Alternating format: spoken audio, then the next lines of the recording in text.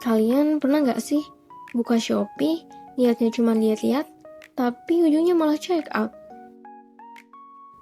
Atau tiba-tiba kegoda sama flash sale, padahal sebelumnya nggak butuh? Nah, itu bukan kebetulan. Di balik tampilan Shopee yang kelihatan simpel dan menarik, ternyata ada desain yang secara nggak sadar mengaruhi cara kita berpikir dan mengambil keputusan. Kira-kira kenapa bisa begitu ya? Nah, di sini aku bakal ngebahas bagaimana desain antarmuka Shopee dilihat dari perspektif psikoanalisis. Khususnya, gimana desain dapat mengaruhi emosi, kesadaran, bahkan dorongan impulsif kita sebagai pengguna.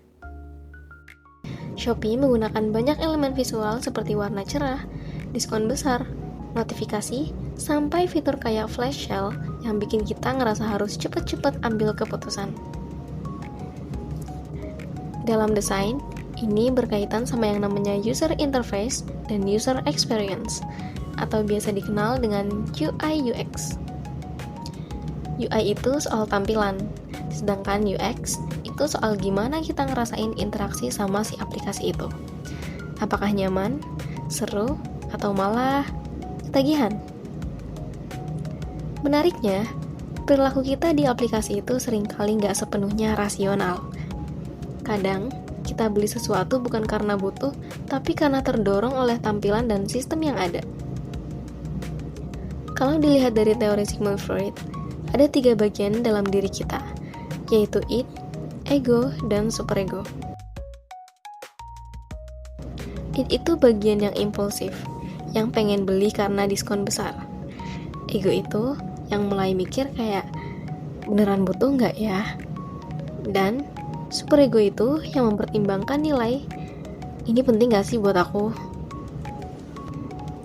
Nah, Shopee banyak main di bagian id, misalnya lewat warna merah, countdown timer, dan promo besar yang bikin kita ngerasa harus beli sekarang juga. Tapi di sisi lain, Shopee juga ngasih ruang ke ego dan superego kok, lewat fitur review, rating, dan deskripsi produk biar kita tetap ngerasa rasional.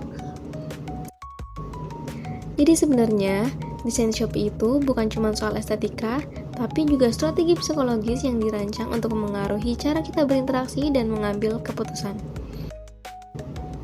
Dari sini, bisa kita lihat kalau desain antarmuka punya peran besar dalam membentuk pengalaman sekaligus perilaku pengguna. Bahkan tanpa kita sadari, desain bisa mengarahkan keputusan kita. So, lain kali kalau kalian check out barang random tengah malam, mungkin itu bukan sepenuhnya salah kalian ya, tapi karena desainnya yang sengaja dirancang untuk itu.